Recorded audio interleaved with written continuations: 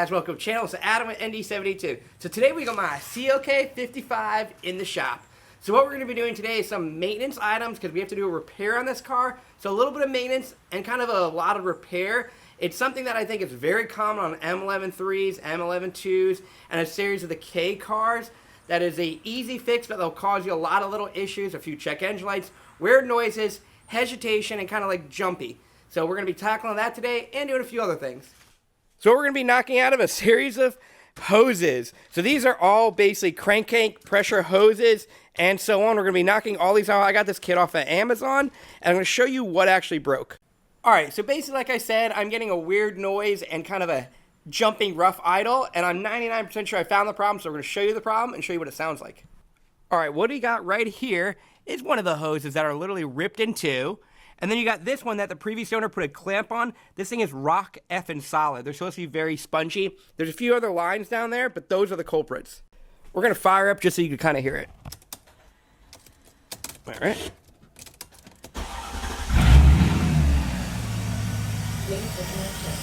So if you can hear it, it's making a loud hissing noise. Hear it? Huge effing vacuum leak. We also needed an oil change on the car, which isn't like too cool and fun. But since this has 150,000 miles, we're going to start beating on it. I'm just going to do a quick little engine flush. You can buy these off Amazon, or I think FCP Euro sells them. It's just a liquid moly engine flush, so we're going to knock that out first. Then do the oil change while this bad girl could cool down a little bit. Alright, so per the directions for the flush, we got the car nice and hot already. It warmed up. We're going to open up the cap. Good sign that I don't got smoke coming out of there. And then we're just going to pour this bad girl in.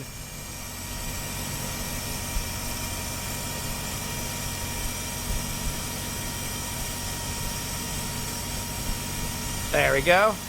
Now we'll let that sit. It says let it go for 5 to 10 minutes to 15. So we'll let it idle for 15 minutes, give it a little few revs, but just let it kind of do its job.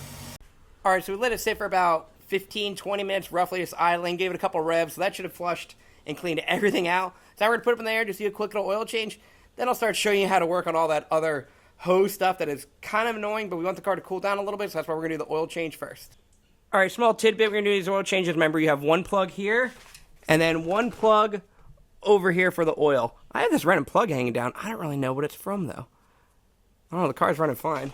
So we're just going to drain this oil. It should look pretty interesting. Oil definitely looks different color than when it normally comes out. Pretty sure I saw the flush in there. So we're just going to let all this bad girl come out of here. Then we'll add more. Oh, if you could see the bucket, it looks a little bit weird coloring. So grab something. But not bad. Looks interesting. Let it keep draining. Alright, so we still got to add oil and do the filter, but I want to start knocking some of this stuff off. So normally, when you get these off, you kind of twist and pull, but geez, this one is so like, geez, this has destroyed this one. And then it basically goes all the way back. So we're going to start pulling off their intake and pulling off a series of parts over here to get at them.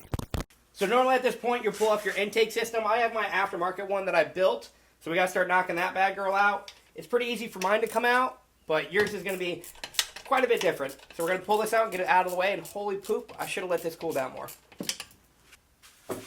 Alright, normally you have a clip right here to take your mass airflow. So my clip is just gone, and then also in the back, you got another little clip that you just take a long screwdriver, lift up, and then pop your mass airflow forward, swing that bad girl out of the way. So the clip you're getting from the back is right over here. So that's a clip you're just going to put a screwdriver and pop it out. Alright, next you can see the series of the other hoses you're getting. So you're getting this one over here, so just twist. This one wasn't that bad. And then you see how it goes to the T's. That goes into your throttle body.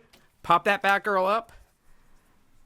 And you see all these little lines. Make sure you don't break anything. And just pull. Everything should come right out. A lot of these weren't too bad. So the difficult part about some of this is snaking it. See how I'm snaking it out over here? Keep them kind of together as much as you could so you can kind of see how they go. And then we're going to get this bad girl off. This is rock hard. Someone put a clip there. So we're going to get that off. So this one usually would slide off, but mine is so bad. It goes down to right there. See if you can see with the light. You see right there? That's that hose. Right down there it goes to. So that one's going to be on top of this elbow. So since you got this loose off the throttle body, you can wiggle it around a little bit. Don't break any of this other stuff, but it should pull right off. Wow, so here's the old one. It actually was like, this is like disintegrating in my hand, if you could even tell. It's supposed to be very soft, like this one's you could soft and pliable.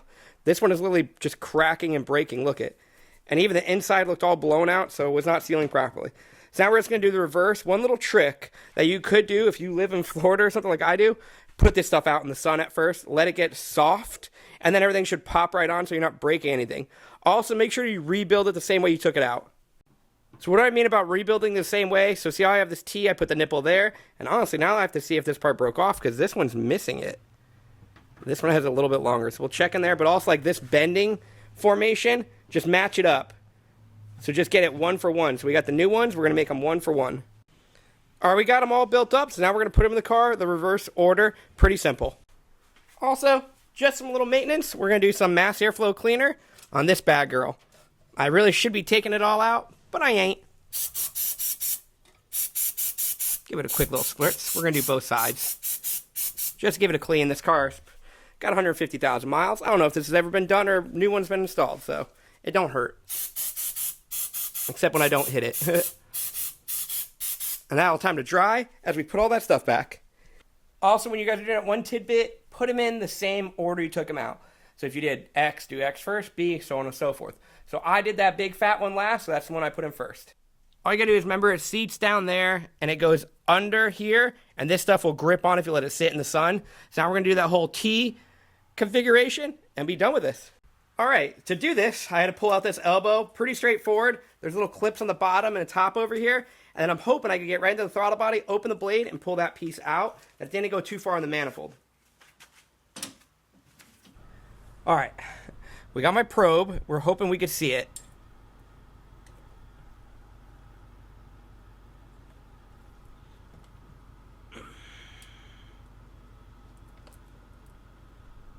Nothing so far. Let me get this blade open. I can't see it anywhere. So I don't know if it fell and bounced. It definitely didn't bounce out of the manifold because the throttle blade was closed when I was trying to pick it out. So I have two options. I either try to fire up and see where it lands, hopefully get stuck in the manifold. No way it's good. I gotta rip off the whole intake manifold now and try to shake that bad girl and verify where it effing is. So now this simple job, that was maybe a 30-minute job for all you guys at home, now just turned a lot longer for me. So we're going to quickly rip off this manifold and look for it on the inside. Oh. All right, guys, good news. Yeah, we got the manifold out. Oh, yeah. So I didn't really show you guys how to do it because I was just trying to fly through this. But since I got it all ripped up, we're going to do some, while we're in there, mods and maintenance. Let me show you some stuff that I want to just clean up. So looking at my runners, they're pretty effing dirty. So I'm probably going to go get some like carb cleaner, clean all those bad girls out. Also, my EGR valves. Let's look at those. Where is this butt munch? Okay, right here. First of all, these suck to get in and out because they don't just go into the manifold, they go in and around it. Like I'll show you which side it goes in here. So when you're ever pulling these out, see how it's like wrapped in there? So if you ever want to do EGR delete, it's not that easy to do, but you could do it in the car. You just break this nut off, which is a 24, and hold that one. So we're doing an EGR delete also because I was getting all these EGR codes, and look how nasty it is in there. I don't know if you can see it. Try to take it to the sun. If you could see, it's actually like blocked up in there. Like that is a lot of debris just stuck in here. I was getting a fault for EGR flow, so I don't even think it was making it through. It does a little bit. So we'll be deleting this. I got an EGR delete kit. Also, the secondary air pumps that get in the way and have all these extra vacuum lines that are all cracked, we're going to be deleting that today too. So we drop them some weight up front and get rid of it. Then also, as I'm looking in this manifold, it is pretty crusty in here too. Like looking like it looks pretty grimy in there. And then even the throttle body's pretty grimy. So we'll clean all this stuff up, take it all apart. Not fully split it, but we're just going to spray stuff down there and clean it all up. Also, in looking to clean it, look what just I found inside there. The piece that effing broke off. This is a big piece. This would have done some damage. Good thing I took it off. So we're now going to wrap everything up, just for me, I have to go to the store and get all cleaning products, and then we'll start having at it. All right, you can see kind of how bad my throttle body is, and the inside there is. So what we got is some brake or some parts cleaner. We're just going to soak all this stuff up and let it sit and wash around in there a little bit, and then we'll clean it all out. Some of it is almost like instant gratification. Look at it just eating away at that. So we're going to spray the throttle body down, spray all in here, and let it soak for a while. Let this thing dry overnight, because that's pretty good. And like, just look how bad that throttle body blade is. If you could see, like, man, I got like not white gloves on, but it's pretty bad. So we'll knock that out. All right, one other thing we're going to do, we have our EGR block off kit. This is from, I think, Anderson. I'll put the link down below. What I liked about this kit, it was reasonably priced, and it comes with everything, and it has no actual engraving of names on it. So you don't even know. These are pretty effing straightforward to put in. So you're going to have one block off plate's going to go right over here on the actual block. So clean this whole area off. You'll put one over there with the supplied hardware, and then the other one goes on the manifold, which will be right here. So you can do this all in the car, but since I already have mine all out, we're just knocking it out here. All right. I cleaned up the bottom area of it, but that's looking pretty good. So just bolt right in. You can't really mess it up. And then same thing over here. It just bolted right effing in. You can actually see a little better. But I am now just going to clean up the whole manifold outside. Get all the gunk, because I let it sit for a few days of all my crap into there. Get it all cleaned up, and then we could start dropping this bad girl back on. Also, if you could see, this was a, let me get the light back there perfectly. If you look, I still have all my fluid in there. So this was a good way to do a quick leak down. And this was over like a night and change. So it's looking all pretty good on all of them. So one other thing we just did, we just added some thermal wrap to the bottom of this to kind of help any heat that comes off the motor.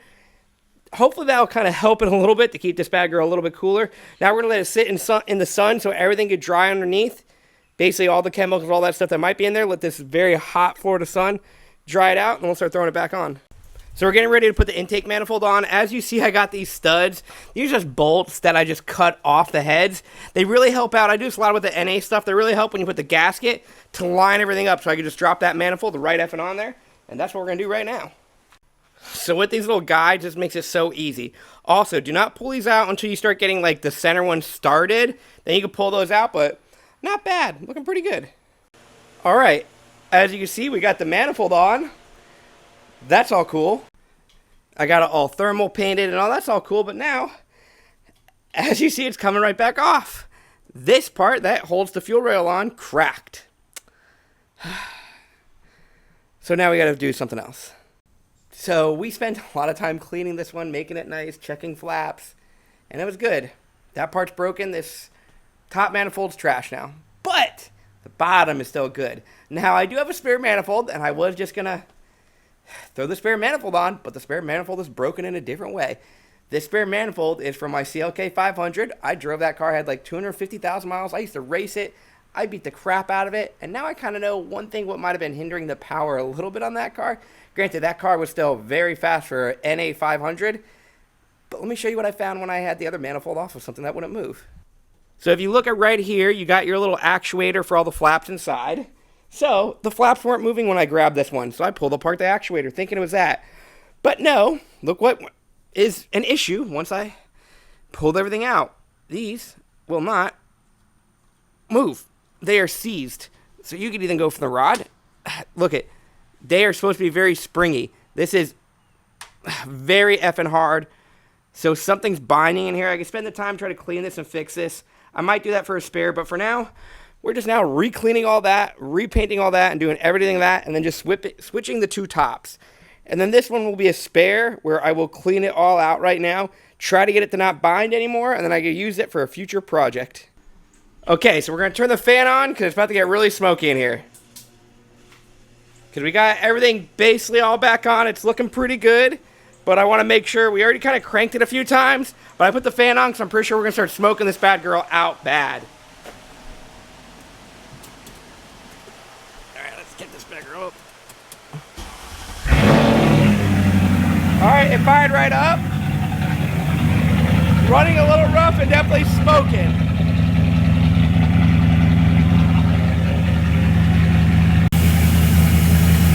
So we're looking it over. Seems to be okay over here.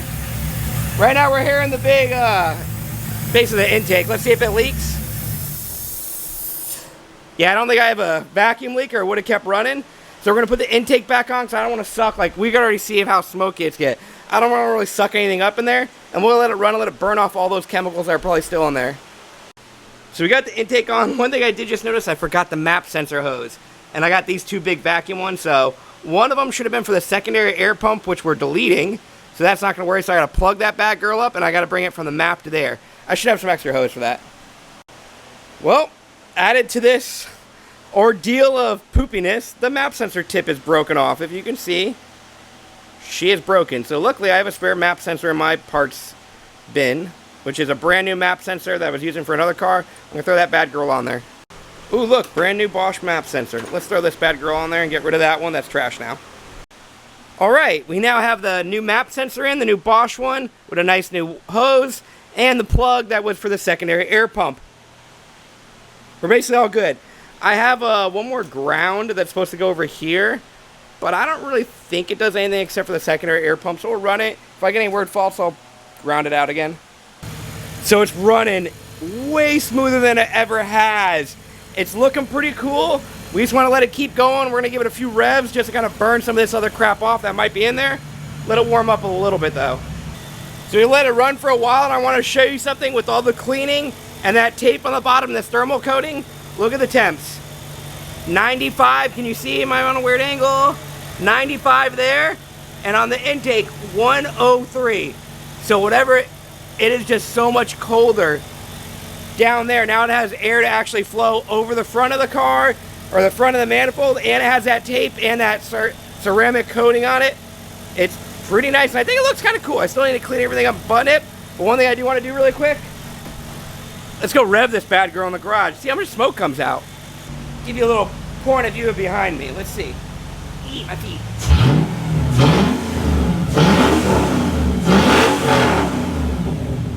Let's see if you can see it on camera.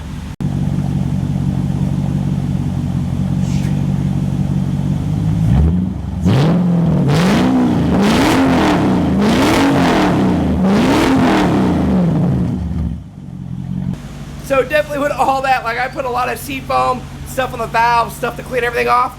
It is burning it off, and man, it smells a little bitter. So we're gonna keep letting this run for a little bit, rev it a couple times, just keep burning all that up, because if you saw, like, I soaked these manifolds, just eat everything up, and I want to just keep burning it up, but we'll just let it run for a while.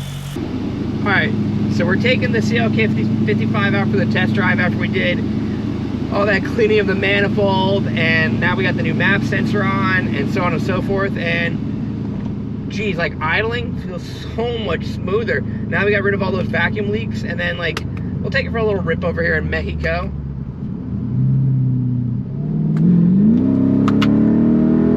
It accelerates pretty smooth, feels a little bit faster, but I don't know if it's just like, you know, when you haven't driven your car in a while, it just feels different. So that could be it, but no matter what, it is idling smoother. Now I at least have more of a better feeling. Like, I feel better than knowing that that intake manifold is a lot cleaner, a little bit thermal coated and all that stuff for heat.